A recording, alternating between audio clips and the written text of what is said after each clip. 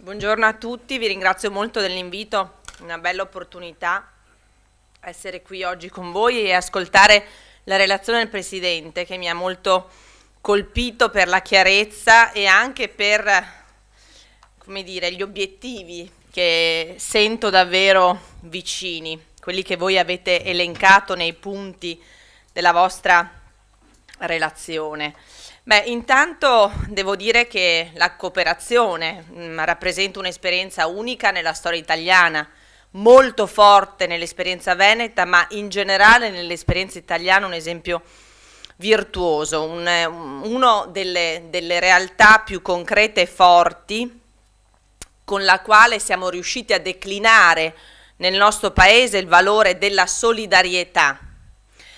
E il fatto che in anni così difficili, gli ultimi 5 sono stati particolarmente faticosi, il fatto che in questi ultimi anni Lega Coop Veneto abbia aumentato tanto il valore della produzione quanto il numero degli occupati è incoraggiante e rappresenta un segnale di positività, ma anche della forza dei principi con i quali voi portate avanti il vostro lavoro e la vostra azione. Il terzo settore, si parla sempre di terzo settore che io considero il primo settore, l'unico, il solo, uno dei pochi che ci fa sentire davvero cittadini e comunità. Solidarietà, cooperazione, capacità di unire le forze, di mettere insieme le energie migliori. Sono valori che muovono i veneti e le venete, sono i nostri valori. Sono i valori che stimolano una nuova stagione anche per la nostra terra, una stagione capace di recuperare i grandi assi su cui si è costruito il nostro miracolo economico e sociale.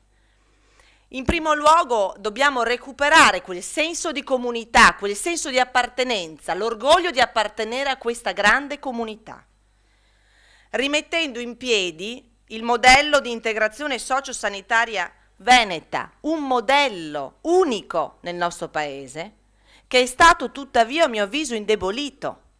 Si è indebolita la parte del sociale, proprio quella che oggi regge il sistema dei servizi alle famiglie. Ovviamente dobbiamo fare una riflessione perché le nuove esigenze sociali e sanitarie vanno verso gli anziani, i disabili, i migliori, vanno verso tutte le fragilità, tutte le povertà che non diminuiscono ma aumentano. E noi dobbiamo avere uno sguardo prioritario verso chi oggi soffre di più, perché nessuno deve essere lasciato indietro, nessuno deve essere lasciato solo. Il Veneto che noi dobbiamo immaginare è un Veneto forte, inclusivo, che non si chiude alla paura, ma che garantisce i diritti a chi rispetta le regole, diritti e regole. Allo stesso tempo, come giustamente ricordava il Presidente, dobbiamo sostenere chi ha voglia di intraprendere, l'operosità veneta, la forza dei veneti a rimboccarsi le maniche sempre, anche di fronte alle difficoltà, e non aspettare mai gli aiuti dall'alto. Ma oggi da soli non ce la si fa, non ce la si fa più. E quindi sburocratizzare, semplificare, spendendo meno inutili enti, razionalizzare e riorganizzare. Ci chiedono la spending review? Il governo ha il coraggio di applicarla la spending review? Siamo capaci anche noi di aggredire le spese inefficienti e le sacche di burocrazia, che ci sono anche qui, che ci sono anche qui.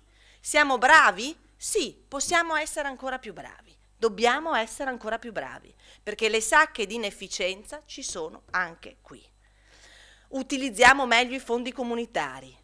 I fondi strutturali europei sono l'unica, forse una delle poche opportunità di crescita, di sviluppo, di innovazione, di infrastruttura che il nostro territorio ha necessità.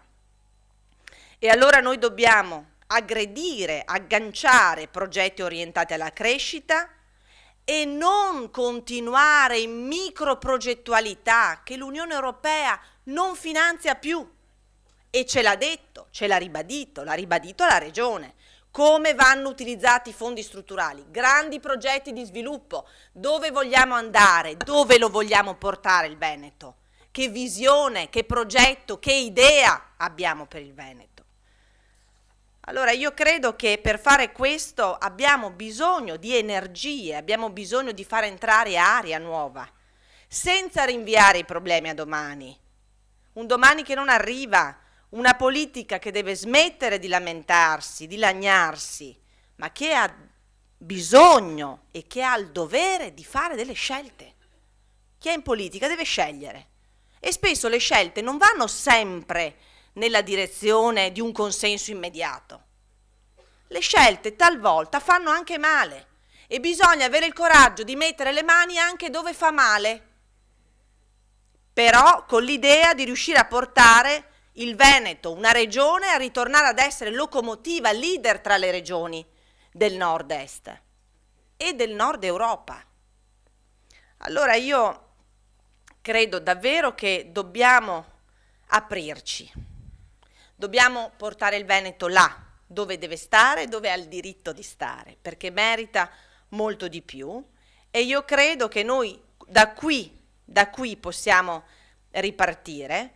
Da queste esperienze virtuose noi possiamo ripartire, da esempi importanti come questo, da un esempio di modello di sviluppo sostenibile che sarà uno dei motori veri per il prossimo futuro. Grazie.